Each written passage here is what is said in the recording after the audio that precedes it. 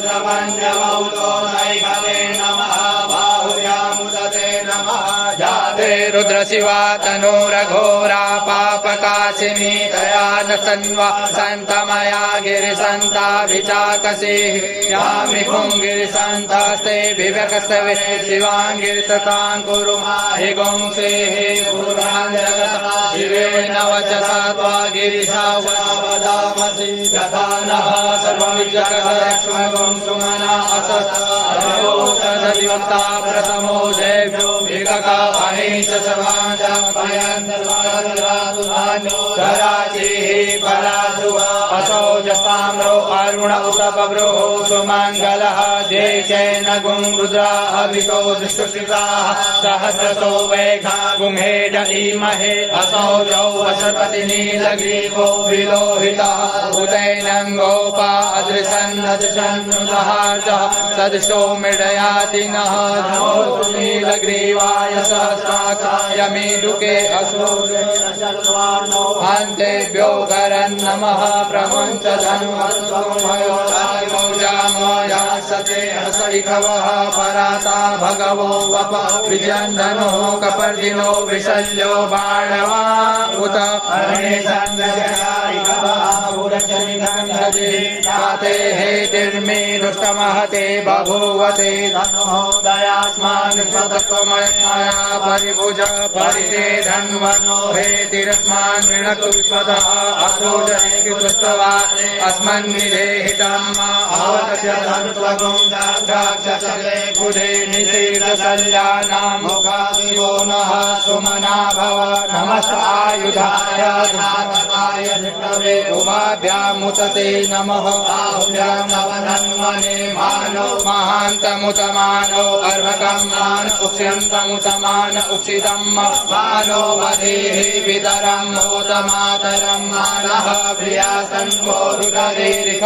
मानस्तोके तनये मान आयुखिमानो गोपुमानो अश्वेकुरेरिख मानो वीरानुद्रभामिनो वधीरिह विक्मन्तः सदमित्वा हवामहे नमो हिरण्यवाहवे सेनान्ये दिशाञ्चपतये नमो नमो वृषेभ्यो हरिकेशेभ्यः वसूनां पतये नमो नमः सुमिञ्जराय सुधीमते महीनां पतये नमो नमो हरिकेशाय भवीधिरे वृषाणां पतये नमो नमो वृषाय राधिरेणानां पतये नमो नमो भवश्वेते जगतां पतये नमो नमो रुद्राय दलायिने चेन्द्राणां पतये नमो नमः सूताय हरिदेवानां पतये नमो नमो रोहिताय पतये वृषाणां पतये नमो नमो भवन्ते आदिवस्निताय भरीणां पतये नमो नमो मन्त्रिणे वाणिगाय वृषाणां पतये नमो नमो चेर्घोषाय ग्रन्थयते पतीनां पतये नमो नमः कृष्णाय तया धावते सतरां पतये नमो नमः दहमानाय ज्ञातिन आद्याधिनीनां पतये नमो नमो निघङ्गिने गह्वाय तेनानां पतये नमो नमो विशेषवे परिजराय रण्यानां पतये नमो नमो वंशते परिवंशते सायूनां पतये नमो नमो निघङ्गिने गुदिमदे दुष्कराणां पतये नमो नमः श्रीकायिभ्यो विभागुभ्यो वसतां पतये नमो नमो श्रीमभ्यो नक्षत्रभ्यो विद्यन्तानां पतये नमः नमः श्रीगिरे गिरिजनाय कुरुञ्जानां पतये नमो नमो नमो नमः आतन्वानेभ्यः प्रतिदधानेभ्यो नमो नमः आयशभ्यो नमित्रवो नमो नमो विश्रितभ्यो विद्यमित्रवो नमो नमः स्वभ्यो जागृतभ्यो नमो नमः गयातेभ्यः श्रीयेभ्यो नमो नमः दिष्टभ्यो नमो नमः सभाभ्यः सभापतिभ्यो नमो नमो वेभ्यो सपतिभ्यो नमो नमः आभ्याधिनेभ्यो विविद्यन्तेभ्यो नमो नमः उग्रणाभ्यश्रिगुं हरिभ्यो नमो नमो गणेभ्यो गणपतिभ्यो नमो नमो भ्रातेभ्यो भ्रातपतिभ्यो नमो नमो वृषेभ्यो वृषपतिभ्यो नमो नमो विरूपेभ्यो विश्वरूपेभ्यो नमो नमः सेनाभ्यः सेनाधिभ्यो नमो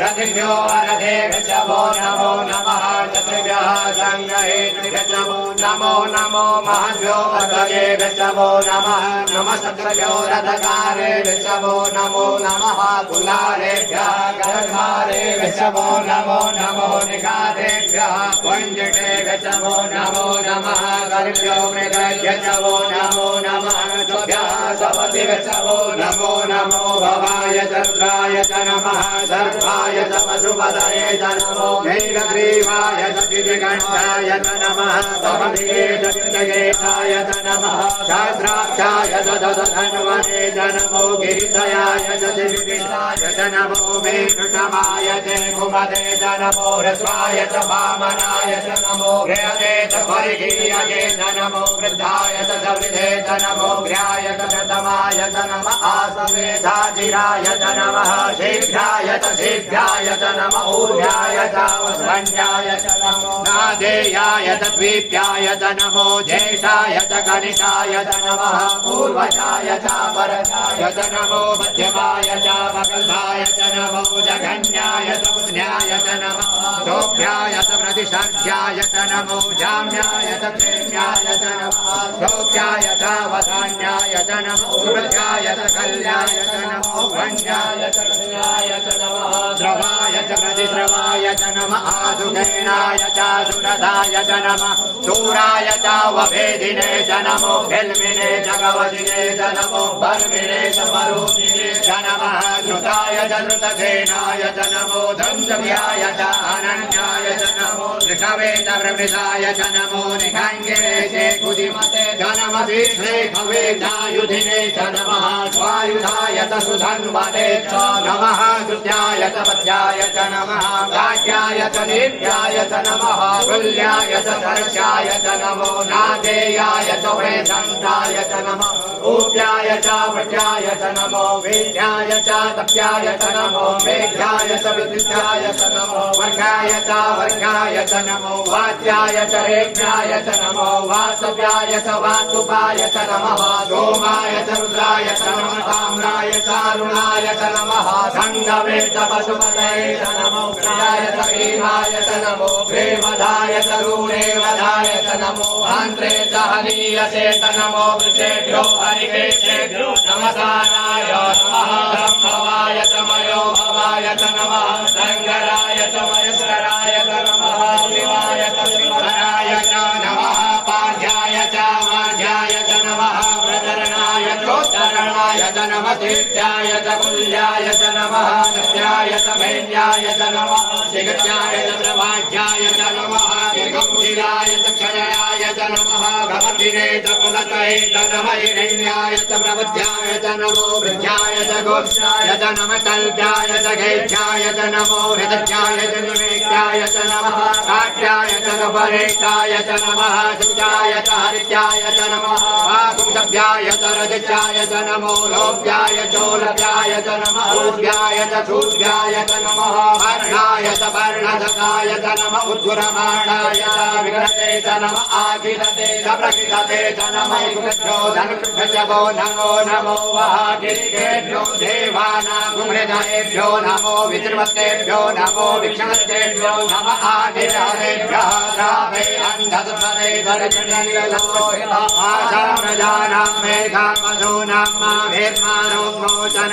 केन्द्रनामवराहिमारुद्राय तपसे कपतिने जयवीराय प्रभरामहे मतीः तथा समसतिपदे तत्पदे विश्वाम्बटङ्गामे अस्मिन्नदातुरं मौजाते रुद्रशिवा धनुः शिवारुष्वाहा वेगदी शिवारुष वेगदीतया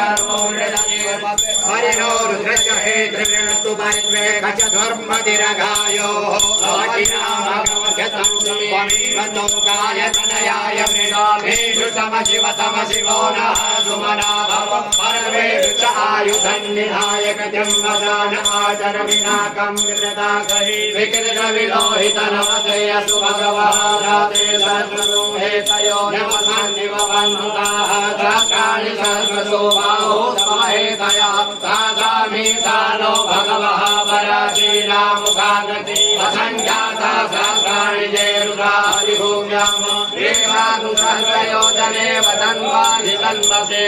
मात्रवेन्दरिचे भवाधिते गागुसत्रयोजने वधन्वानि तन्मसे नीलग्रीवाः सिद्धिगण्डानि मकुमुद्रा उपसिताः ते गागुसत्रयोजने वधन्वानि तन्मसे नीलग्रीवाः सिद्धिगण्डाः सर्वा अधः समाचराः ते गागुसत्रयोजने वधन्वानि तन्मसि शीर्षे कुलसञ्जनानि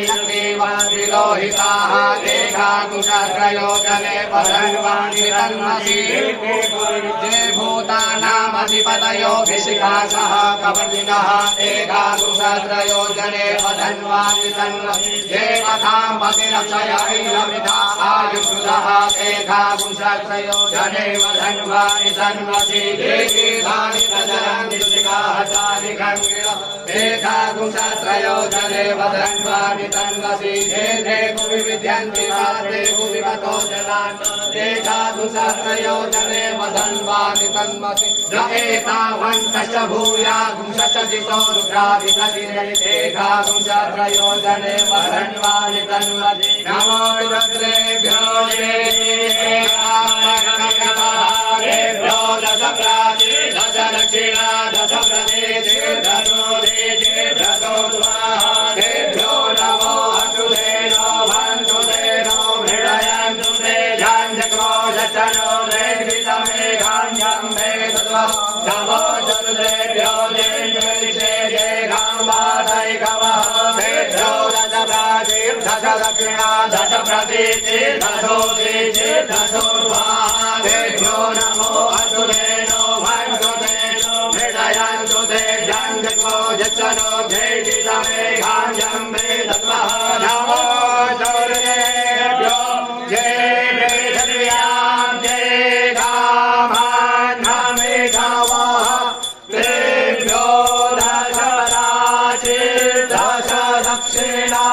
दश